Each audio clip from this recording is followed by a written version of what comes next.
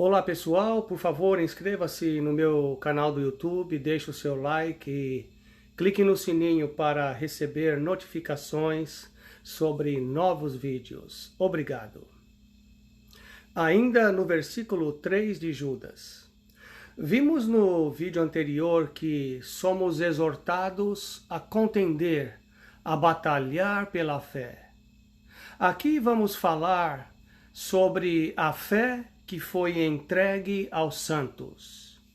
Amados, embora estivesse muito ansioso para lhes escrever acerca da salvação que compartilhamos, senti que era necessário escrever-lhes, insistindo, exortando que batalhassem pela fé, uma vez por todas, confiada aos santos. A fé que foi entregue aos santos. Vamos de cara responder quem são esses santos a quem Judas se refere. Bom, os santos são aqueles que professam a fé em Jesus Cristo. Você professa a fé em Jesus Cristo? Veja só como Paulo inicia a sua primeira carta aos Coríntios. Veja a sua saudação. Paulo, chamado para ser apóstolo de Cristo Jesus, pela vontade de Deus, e o irmão Sóstenes, a igreja de Deus que está em Corinto, aos santificados em Cristo Jesus, e chamados para serem santos. Vamos ver também a saudação de Paulo em 2 aos Coríntios. Paulo, apóstolo de Cristo Jesus, pela vontade de Deus, e o irmão Timóteo, a igreja de Deus que está em Corinto, juntamente com todos os santos de toda a Acaia. Agora veja a saudação de Paulo aos Efésios. Vai prestando atenção aí na palavra santos.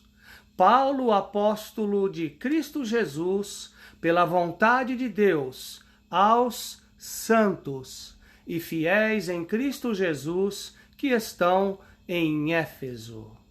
Então, quem são os santos? Santos são aqueles que foram canonizados. Não!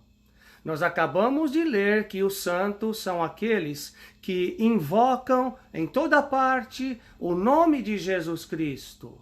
Os santos não são uma classe especial de pessoas que, depois de morrerem, um dia foram reconhecidas por suas boas obras e passaram a ser santas. Não! Isso é heresia, isso é falsa doutrina. Todos os que confessam a Jesus Cristo como Senhor e Salvador das suas vidas são santos, mas única e exclusivamente pelos méritos de Jesus Cristo, o Cordeiro de Deus. Então, aqui em Judas 3, versículo 3, somos exortados a batalharmos pelo quê? Pelo Evangelho, pela salvação? Não! Somos exortados a batalharmos pela fé. Que fé é esta da qual Judas está falando aqui neste contexto de Judas? A fé que foi entregue aos santos. Veja, a palavra fé é muito inclusiva e você vai precisar saber o contexto onde essa palavra fé foi usada. A palavra fé aqui em Judas, por exemplo, não tem o mesmo significado da palavra fé de Efésios 2:8, por exemplo. Pela graça sois salvos por meio da fé. Ou então, Hebreus 11, a fé é o firme fundamento das coisas que se esperam. A palavra fé é um termo bem mais inclusivo do que as palavras salvação ou evangelho. O Espírito Santo, aqui em Judas 3, versículo 3, ao invés de usar as palavras salvação ou evangelho, Ele usa um termo bem mais abrangente, muito mais significativo. Existe pelo menos 18 referências em outras passagens no Novo Testamento que derramam luz neste assunto, a fé que foi entregue aos santos. Por exemplo, em 2 aos Coríntios 13, 5, veja o que Paulo diz. Examinem-se para ver se vocês estão na fé. Provem-se a si mesmos. Muitos de nós nos gloriamos, e eu me incluo, pelo nosso tempo de fé. E às vezes deixamos de examinar a nós mesmos para sabermos se de fato ainda estamos na fé. Muitos de nós, pelo tempo decorrido, aprendemos a orar, a ensinar, aprendemos a pregar, a cantar, e às vezes cantamos por cantar, oramos por orar, de uma maneira robotizada. Nos tornamos verdadeiros fariseus, essa que é a verdade. Nos acostumamos a ouvir, mas na verdade não estamos escutando. Será que se fizermos uma honesta avaliação de nós mesmos, será que de fato ainda permanecemos na fé? É uma pergunta que temos que fazer. Examinem-se para ver se vocês estão na fé. Provem-se a si mesmos. Pergunta Paulo. Que tipo de fé Judas estava falando? O que é que nós sabemos a respeito dessa fé? Em primeiro lugar, esta fé era um mistério. Como assim um mistério? Veja o que Paulo escreve a Timóteo. Lá em primeira carta de Paulo a Timóteo, capítulo 3, versículo 9. Paulo diz assim: guardando o mistério da fé numa consciência pura. No original grego, a palavra mistério aqui fala de algo que estava escondido, mas que agora foi revelado.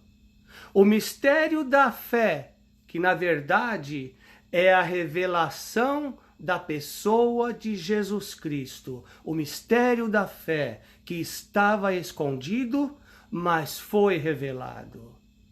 Esta fé a qual Judas se refere é muito mais do que palavras. Esta fé tem que estar acompanhada de uma entrega incondicional. Se com a tua boca confessares a Jesus Cristo e em teu coração crer que Deus o ressuscitou dos mortos, será salvo. Veja, a confissão vem acompanhada do crer no coração. A nossa vida é um testemunho do que nós cremos no coração. Aliás, tem que ser. Não é uma fé só de palavras, mas a nossa vida tem que dizer, tem que pregar mais alto do que as nossas palavras. Alguém disse certa vez com muita propriedade: o que você é troveja tão alto que não posso ouvir o que você fala. Que profundo, hein? Eu gostaria de chamar a tua atenção a um texto que, inclusive, já lemos nessa série de Judas. E está em 1 Timóteo 4:1. Veja só. O Espírito claramente diz que nos últimos tempos alguns abandonarão a fé e seguirão espíritos enganadores e doutrinas de demônios. Alguns abandonarão a fé. Então, a fé é algo que alguns abandonarão nos últimos tempos. E isso de maneira abrangente. Isso tem tudo a ver com os últimos tempos. Veja bem, a apostasia, o abandono da fé, não é algo que acontecerá ou que acontece de tempos em tempos, não. Mas a apostasia, que é o abandono da fé, caracterizará os últimos dias. É o que caracteriza os últimos dias. Acompanhará estes últimos dias. O abandono da fé, o rejeitar a verdade. E esse abandono da fé será demonstrado, será percebido através de pessoas que um dia professaram a fé, mas a abandonarão, rejeitarão a verdade. Vamos continuar batalhando pela fé que uma vez nos foi entregues. Vamos ficar firmes, vamos ser fiéis até o fim. Nos vemos no próximo vídeo. Fiquem na paz.